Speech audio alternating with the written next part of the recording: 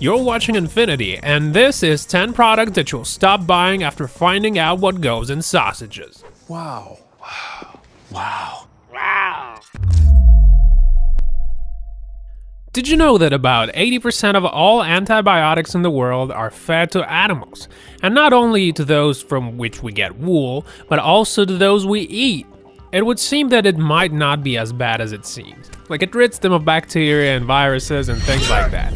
True, but the real reason why manufacturers use antibiotics is because this way they stimulate animals' muscle growth. Unfortunately, in the long term, the abuse of these drugs can lead to superbugs that are resistant to those kinds of antibiotics. But it seems like meat makers don't like mentioning this very much. Nowadays, everyone knows that lots of sugar is bad for your health. Too much sugar can give you teeth problems, it can make you fat, and even give you diabetes. But sugar does not contain nutrients essential for your body. Let's take a look at a simple example. In many countries today, people consume as much sugar in 10 days as people in the 18th century consumed in a year time. Sugar makers are well aware that people today are more conscious, and that now they read what things are made of before buying them. And so that's why they started calling additional sugar in their products by other names, such as corn syrup, dextrose, sugarine juice, agave nectar, or fruit juice. And basically, all of that is just sugar. So this allows manufacturers not to mention sugar as the first thing on the list of ingredients, no matter how much of it is actually used in the product. Try researching your favorite food for hidden sugar on your next grocery trip, and you might be very surprised. Shrimp dishes are pretty affordable nowadays. All right. Right here in front of me now, eat this. But where does those tons of shrimp we consume every day come from? Sea countries today have established a frequent export of seafood. A big part of it comes from Asia, where shrimp production exists for a long time. But those are usually grown in dirty, cramped sort of water pools. Hygiene isn't a primary thing in places like those, despite the fact that they use lots of cleaning products to clean up those pools. Now imagine those on your dinner table, but unfortunately, it is completely impossible to check every shrimp that gets brought from across the border. Do you guys like processed cheese? Just for your information, only about 50% of it is actual cheese. Another half is mostly salt, types of preservatives, colors, and flavors. And the irony of that is that the more additives there are in the processed cheese, the softer and tastier it will be. Of course, it looks fine and delicious and hard to refuse, and they always put them on burgers and pizzas and cafes. And it's very easy and convenient to just put it on your sandwich in the morning for breakfast. So it seems like they put bad stuff not only in edibles, but also many inedible products, some of which are now used by almost all people on the planet. So don't go anywhere, and very soon you will find out not a very pleasant truth about medical masks we all wear every day. And we'll also tell you the horrible truth about those M&M's candies. Medical or surgical masks, as they often call them, were originally designed for doctors and other hospital employees. It's a kind of disposable product that covers your mouth and nose. In the context of the recent pandemic, they started making more masks. Their disposability was called into question. Modern day masks are made from synthetic materials and usually have a sort of filter layer. But even with some of the most advanced technologies, the complete elimination of allergens in products of this kind is impossible, which is very unfortunate for all of us. Scientists have found out that some people who suffer from allergies and a lack of vitamins can experience unpleasant sensations from wearing those masks. It is especially dangerous when tissue particles get into eyes and cause lacrimation. And if a person infected with dangerous disease instinctively rubs their eyes, then the virus spreads quickly from their hands further on and instantly appears on objects everywhere around. In a situation like this, a mask can ramp up the spread of the disease for people who involuntarily come into contact not with the sick person himself, but with objects he or she touched. So if a new pack of disposable masks suddenly makes you itch and sneeze, don't think it's the virus. Perhaps you should blame exactly that thing that was supposed to protect you from the virus. M&Ms are super popular all around the world.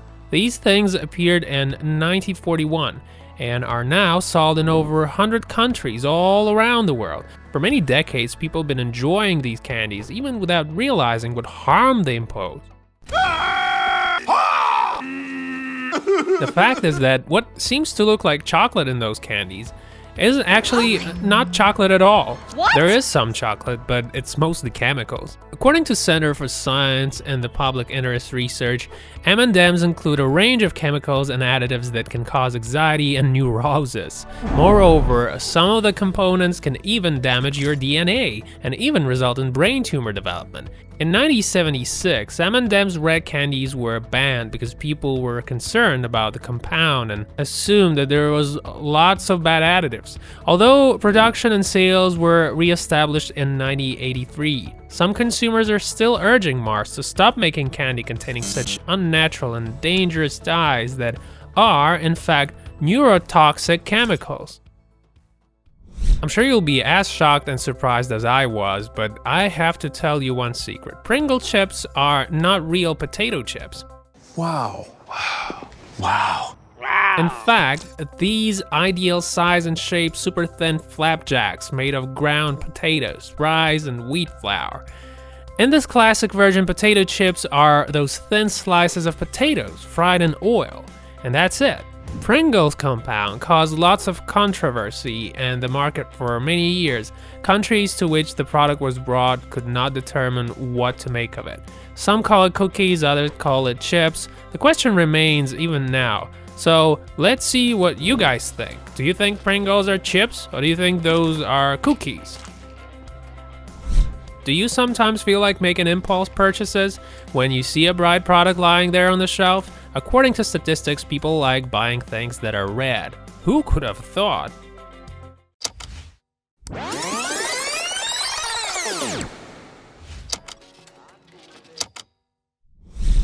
So, if you buy drinks that are red, then I have a little secret to tell you. Often, color that makes a drink or yogurt red and attractive is made of insects. And they will never mention it on the package, because then there's a big risk that the product will never be bought. They seamlessly disguise those colorants by calling them food additive E120. Sounds neutral, doesn't it? In addition, this supplement really is natural. Carmine is a natural red colorant made of insects, cooked in a mixture of ammonium and sodium carbonate. They call them cochineal insects. Those come from Central and South America. They are about half a centimeter long. So what these things usually do is they parasitize on cacti. Carminic acid is a female body pigment. There's also some of it on the eggs they lay. Insects inside are cleaned of entrails, get dried, and treated with ammonia solution or sodium carbonate. This mass production of the E120 additive started in the 1990s when some businessmen came up with this idea of using carmine in food industry. Of all the colorants in this group, carmine is the most stable one. Today, it seems like eating healthy and well is a sort of fashionable gesture. Life hacks for leading a healthy lifestyle has appeared all over the internet. Consuming lots of fiber is usually at the top of healthy advice because of its benefits for digestive system. Companies were forced to rethink composition of their products to make them seem healthier. They're only interested in making more money, so more often than not, when they mention fiber, it isn't exactly fiber. So how is this possible? The fact is that you can mention high fiber content on the package even if the fiber in your product is artificial. So you should be very careful when choosing the right sort of product. Bright looking and cute cafes with delicious donuts have already appeared almost everywhere across the world. Dunkin' Donuts is a great example of how big companies can hide certain information about their products.